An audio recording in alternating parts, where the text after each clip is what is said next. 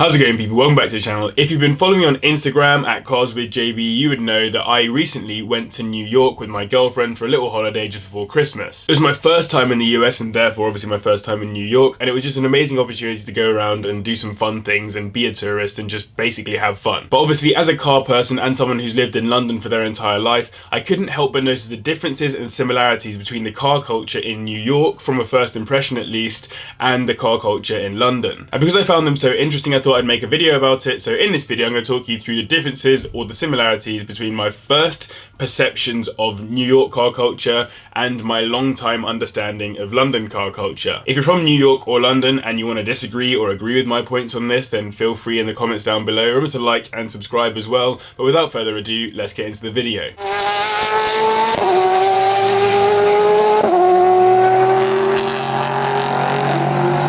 So just FYI, I'm going to be overlaying a bunch of random clips from New York as well during this because I started to vlog stuff that was going on basically. But one thing that I noticed was the size and number of big cars. And I know that's not something that would really be that surprising, I suppose. Everyone seems to think that in America there are bigger cars, and they would be correct. There were loads of those big GMCs and like the Lincoln Navigators and the Chevrolet Suburbans and all that kind of stuff, and they are everywhere. You literally can't look anywhere without seeing cars that are just absolutely huge. And in London, you really just don't see as many big cars. You see the odd one or two, like a G-Wagon or a Range Rover and that kind of stuff, but you don't see cars to the size of the ones that they had in New York. I think that's possible in New York because the roads are much wider than they are in London in general. But even then, I really don't understand how they can be that practical. I guess you can fit a bunch of stuff into them, but that doesn't necessarily mean that they are easy to drive or anything like that. They're absolutely huge. They make the Volvo XC90 look like it's a small hatchback.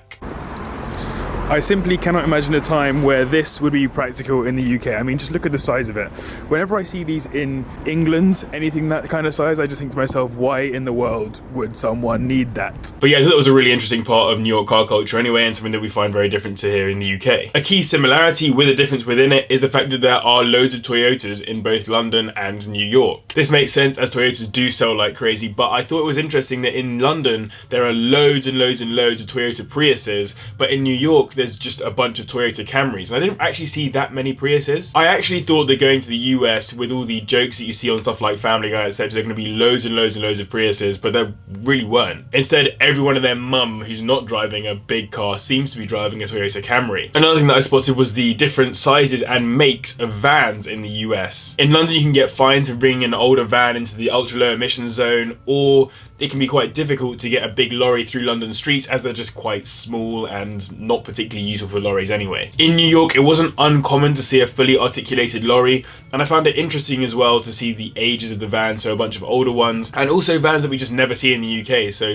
vans from companies like Chevrolet, and these mad Nissan vans that have these like huge grills on them. In London, you see like Transits, Sprinters, those Nissan things that I forgot the name of, but not the ones with the massive grills on them, and basically that kind of stuff. In New York, there was a lot more diversity of vans, and yeah, I know I'm talking about vans here, and for some people that'd be really boring, but I actually just thought it was an interesting difference. One thing that I assume most people know about New York is that they have yellow cabs, and in London we have the black cabs. They're all quite standardized, they're all one type of car pretty much, other than the electric ones and the new versus the old and all that kind of stuff. But generally we have one type of cab. In the US they have the sort of yellow cabs. In my head they were all supposed to be those sort of yellow Ford Orions or whatever they're called, I don't really know. But actually going there today, in the modern day, there is no consistency to what the cabs are other than the fact that they're yellow. So instead of it being the case you see a bunch of the same car over and over again, you get actually quite a mix of yellow cabs, which isn't something that I expected, but it's something that I perceived, so there we go. This is an interesting one. When I was in New York, I saw a lot more modified cars than I do when I'm in London. And when I say modified, I don't just mean sort of alloys on them or whatever. I mean stuff with air ride, stuff with some mad body kits. It was just a really interesting difference, because I know that in London we have a great tuning scene, and there's all sorts of boy races going around in their sort of Asbo looking courses, etc. Probably myself included with my Polo. But in New York, you saw people tuning stuff like big BMWs,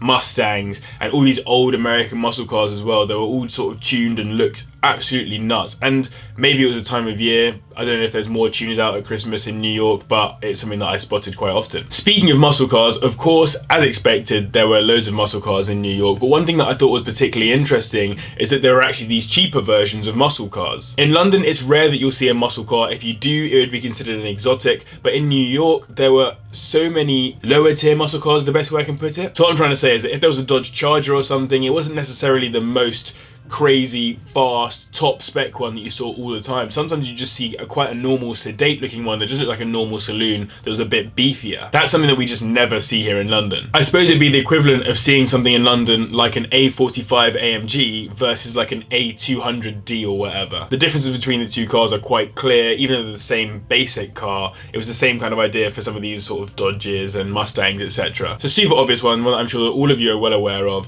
but there are just so many more pickups in the US in New York than there are in London. I get the idea of being able to transport stuff like tools, etc. around in your pickup truck, but in London they just don't seem to be as common as they are in New York. I think probably the pickup market that would exist in London is instead taken up by people driving white vans, and in New York, where there might be slightly fewer vans, that is picked up by people in pickups. And to the point I made originally as well, some of those pickups are absolutely huge. They are mind-bogglingly large. To drive around city streets just seems completely alien to me from a English-British perspective. One thing that I'm not sure whether or not I fully expected, but kind of makes sense, is that in New York there are far fewer European cars than there are in London. In London you'll see BMWs, Audis, Mercedes, VWs, whatever. You'll see them all over the place and not even bat an eyelid. In New York they were a lot rarer. You're expecting to see more American cars or Japanese cars, and they were just far fewer European ones. But to that point, one of the European brands that does seem to be doing well in New York is Mercedes. It seemed like a massive overrepresentation of Mercedes in the European market as opposed to anything else. You saw the odd BMW, you saw the odd VW, that kind of stuff, but in general, it was just a whole bunch of Mercedes and quite a few Maybachs as well. If we go back to the original point that I made about there being big cars, one thing that I found really interesting is that there were loads of G-Wagons. I reckon maybe once every 4 roads that I walk down, I would see a G-Wagon, which is a crazy and plucked out of the air statistic, but there were plenty of G-Wagons in New York, which is interesting because I feel like when I see a G-Wagon in London, I'm quite impressed. I like them, I think they're really cool. When I saw them in New York, it kind of got a little bit samey. There are plenty of them, and maybe that was just because of my European perspective turning up in New York and just seeing more European cars, but they weren't uncommon. Now, I don't know if you'd necessarily call a G-Wagon an exotic. Some of them probably are and some of them probably aren't, depending on spec, but either way, one thing that I found interesting is that in London, I can go to many roads and find many supercars very easily. Go stand around near Harrods, go to Old Bond Street, literally just go to anywhere outside the Ritz Hotel, that whole general area, you're gonna find some very, very nice supercars. In New York, I really didn't see very many, especially not in Manhattan. I saw a couple actually in Brooklyn. I saw a Lamborghini in Brooklyn and a Ferrari as well. But when I was actually in Manhattan, I rarely saw any supercars. Now, I don't know if I was in the wrong places, but I did go pretty much all over Manhattan as best as I could, and there just weren't any. There were some very expensive Maybachs, as I mentioned previously, but they weren't supercars. There wasn't Ferraris, there wasn't Lambos, there wasn't McLarens, there wasn't any of that kind of stuff. I'm sure there are car spotters out there that can tell me where to go in New York to find some amazing supercars, but they weren't driving around when I was there. That's the main point. This is less to the car culture side, slightly more towards the driving side.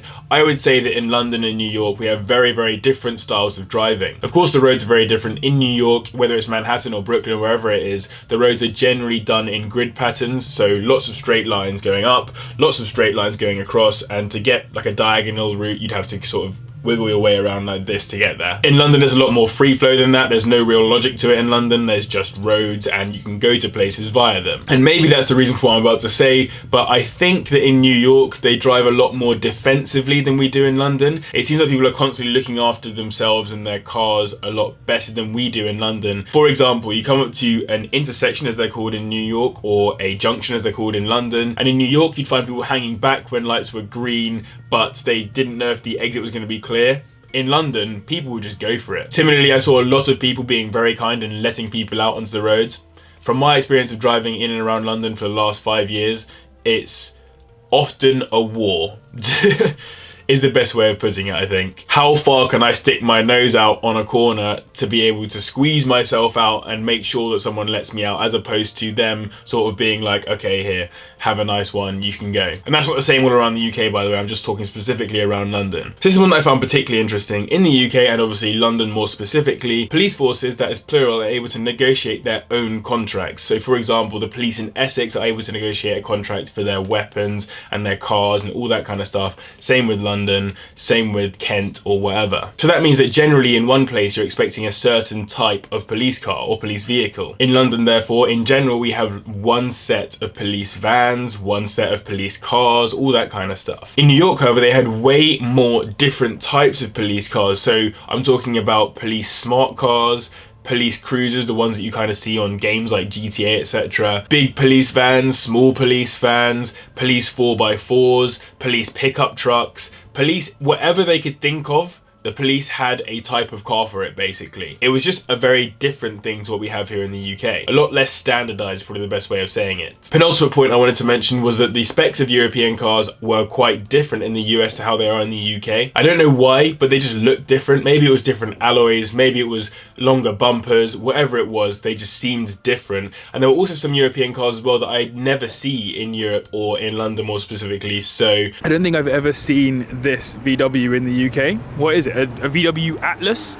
It's absolutely massive, and again, like, utterly useless in England. Our roads are way too small, but there it is. My girlfriend's running away from me at this point. She's not happy with my vlogging. Quick, catch her up. And the final point I wanted to mention was bumper guards. In the UK, I had never seen these, not in London, not anywhere else around the UK, but in the US, it seems like quite a few people have bumper guards on. So the back of the car, they kind of look like these rubber sheets that hang off of the boot or something, and it means that when people are parking next to you, if they bounce off of your car doesn't get impacted at all, they just hit a bit of rubber. That's something that I think would be very, very useful in London, and I'm sure people do have them, but they're not anywhere near as common as they were in the US, where you'd see people even driving around with them still on their cars as well. I hope some of you found some of the stuff in this video interesting. If you did, let me know in the comments down below.